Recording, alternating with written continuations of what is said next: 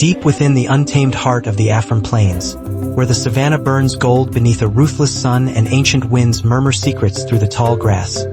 A child entered the world beneath a sky stained crimson by the blood moon. Her name was Adoma, and when she wailed for the first time, the village drums, silent for generations, thundered on their own. The elders came running, their eyes wide, their lips heavy with prayers. But it wasn't just the cursed timing of her birth that stilled their breath. It was the mark. Etched into her tiny shoulder was a dark, sinuous curve, sharp, wild, undeniably a leopard's claw. In Asakwa, such a mark wasn't just rare. It was a prophecy, a warning, promise. The chosen one had returned, and with her, the storm she was destined to unleash. Before we dive into the story, please don't forget to smash that like button and subscribe to Motherland Tales by Laylo for more thrilling African stories. The cries of a newborn pierced the night, rising above the rustling leaves and the drumming rain. Inside a small thatch-roofed hut on the edge of the village,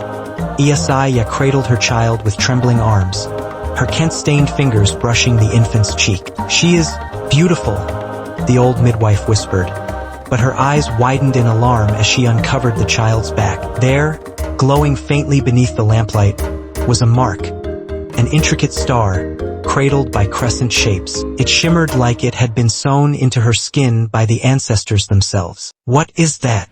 Isai gasped, clutching the child tighter. The midwife stepped back, making the sign of the cross over her chest and then muttering a prayer to Niam. "You must not speak of this to anyone, not even to your own shadow. Take her to the Okamfo immediately." Within hours, word had spread like wildfire. By morning, the shrine was packed. Elders whispered, children peeked from behind their mothers' cloths, and warriors stood guard with silent vigilance. The shrine was heavy with incense smoke, the air thick with mystery. Adoma lay swaddled in white cloth on the sacred stone, beneath hanging Ashanti stools and masks blackened by time. Cowrie shells rattled as the Okamfo entered.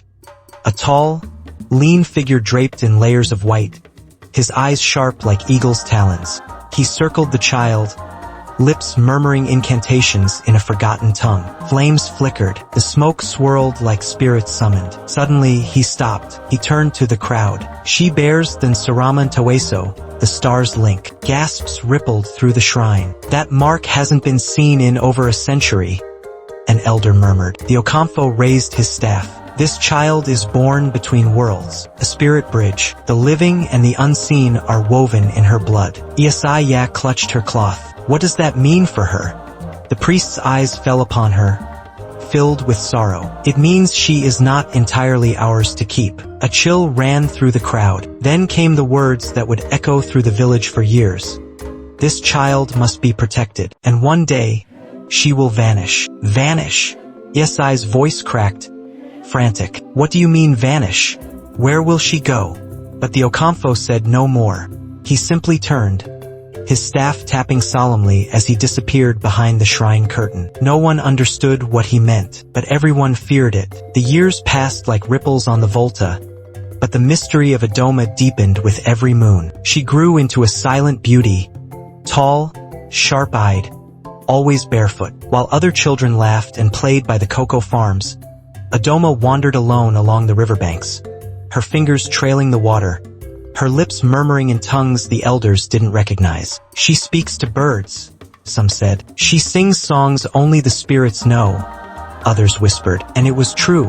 No one ever taught her the melodies she hummed, yet they floated through the village like wind-borne spells. She wore blue and white batakari stitched by her grandmother's trembling hands, colors sacred to the spirit world. Around her neck hung beaded charms, talismans of protection and remembrance. The children of the village kept their distance, not from hatred but reverence. Adoma wasn't feared. She was watched, all except one, Kwabena, the blacksmith's son, broad-shouldered even at 12, with hands always smeared in soot and brass dust. While others stared at Adoma from afar, he sat beside her under the mango tree, legs crossed, carving birds from scraps of wood. "I made this for you," he said one afternoon, handing her a bracelet of molten brass, still warm from the forge. Adoma looked at it, her eyes distant. "It hums," she whispered. Kwabena frowned. "Hums?"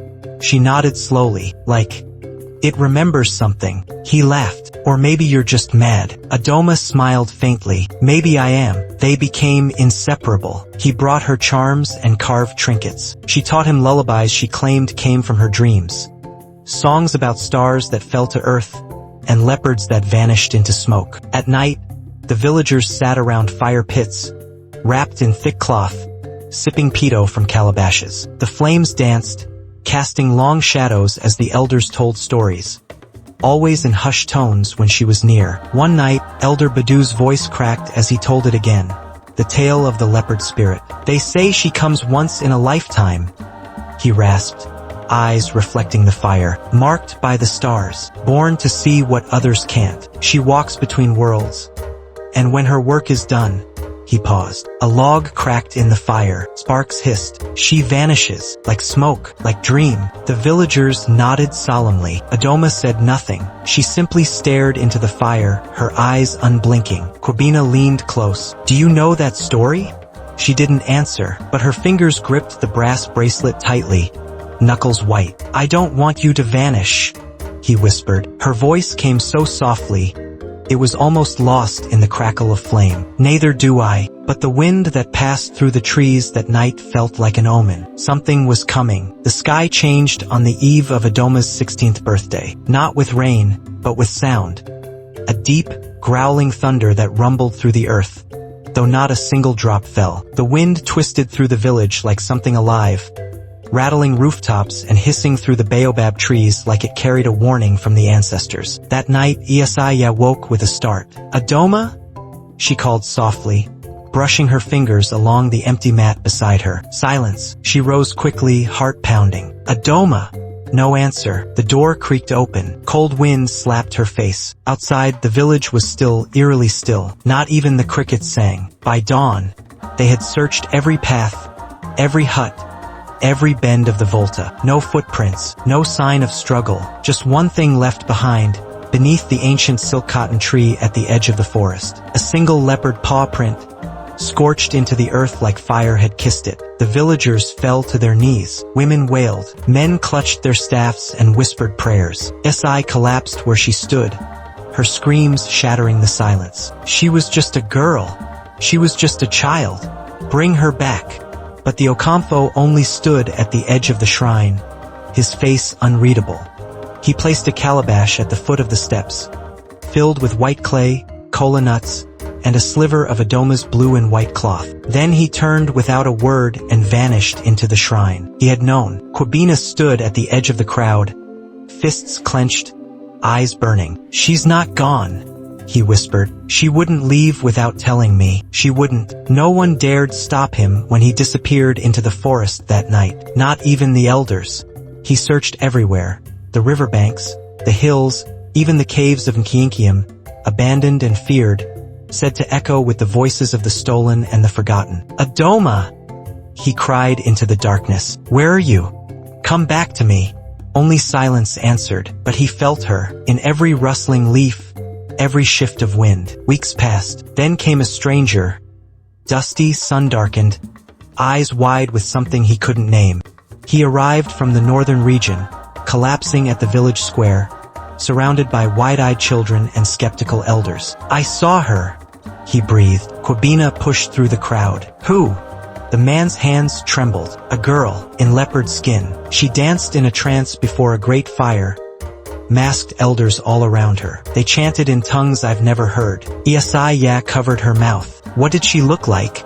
Tall, barefoot, beaded necklace, hair braided like river vines. Kwabena's voice shook. And then, she looked at me, the traveler whispered, right into my soul. And then she was gone, like smoke, like she was never there. Kwabena felt his knees weaken. The brass bracelet on his wrist grew cold. He looked up at the sky, blinking back tears. She was never ours to keep. But deep down he knew, she wasn't gone. She had just stepped beyond the veil. The village slept, blanketed by the hush of midnight. But Kwabena moved like a shadow through the compound. Barefoot, breath tight, heart pounding. He had made his choice. If the elders wouldn't tell him the truth, he would take it for himself. The shrine loomed before him, its carved wooden pillars casting long, crooked shadows under the moonlight. The wind rustled the offerings tied to the eaves. Dried leaves, cowrie shells, feathers. All warnings, all ignored. He stepped inside. The air was thick with ash and old prayers. His eyes scanned the room until he saw it. The sacred drum sealed with braided leather and gold pins, kept under a faded leopard hide. The forbidden drum, the one said to guard the scrolls of the leopard. His hand hesitated above it. "They'll exile you for this," he whispered to himself, or worse. But then he saw her face again in his mind, Adoma, vanishing into fire, her eyes calling him to follow. With one swing of his father's iron chisel, the lock snapped. Inside, hidden beneath layers of woven cloth, were the scrolls, parchment older than memory. The scent of dust and ancient smoke wafted out like a breath from the past. Kwabena unrolled them with trembling hands. Symbols danced before him, twisting patterns, animal shapes, a map that resembled the forests north of Nkinkium. And there, drawn in ochre ink, was the mark. A star nestled inside a crescent. Adoma's mark. "What is this?" he breathed. He read the scribbled text aloud, struggling through the old Chui. "Once every 2 centuries, a daughter shall be born beneath the leopard moon, chosen by the Asaribo, to guard the gate between flesh and spirit." His voice faltered. "When the balance of the world begins to crack, she will vanish and return during the time of reckoning." Kwabena's throat went dry. He read on. "The chosen always returns, but never unchanged." He sat back, the weight of the scrolls pressing on his chest like a stone. "So this was always going to happen," he whispered. They knew. The next morning, he stormed into the Okamfo's shrine. "You lied to us," he shouted, throwing the scrolls at the elder's feet. "You knew she was one of them. You let her vanish." The Okamfo stared at the scrolls, eyes dim but heavy. "I protected her the only way I could," he said softly. "You think knowledge is always kindness? Some truths are too sharp to carry, Kwabena." "She's not gone," Kwabena growled. "She's out there, and something is coming." The priest nodded solemnly. "Yes, and when it comes, she will return. But she will not be the same girl you knew." Kwabena's fists clenched, fire rising in his chest. "Then I'll find her first." The Okamfo gave a weary smile. "Boy, you may be part of the prophecy too. Even the leopard doesn't walk alone." And somewhere, beyond the forests, beyond the veil of the living, Adoma stirred. Her eyes opened in the darkness, and the wind began to shift. Thank you for watching this far. To see how the story unfolds, please don't forget to smash that like button. Subscribe to Motherland Tales by Laylo and share for more thrilling African stories. Your support means a lot.